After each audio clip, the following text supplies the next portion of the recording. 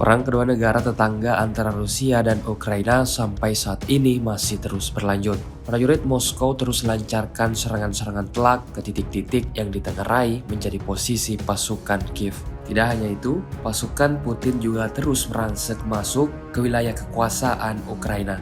Ini terbukti lewat sebuah video yang beredar di media sosial Telegram pada Rabu 20 Maret 2024. Dalam rekaman ini memperlihatkan tank bersenjatakan lengkap dengan awak dari militer Rusia sedang bersiap membuka serangan di wilayah Donetsk. Selang beberapa waktu setelah awak dari tank Rusia sudah merasa berada di titik koordinat yang dituju, seketika awak kendaraan perang Rusia melepaskan tembakan ke arah prajurit Ukraina. Sementara itu tidak diketahui berapa korban jiwa yang disebabkan oleh serangan militer Rusia ini. Sejak video ini beredar, beragam komentar dituliskan warganet.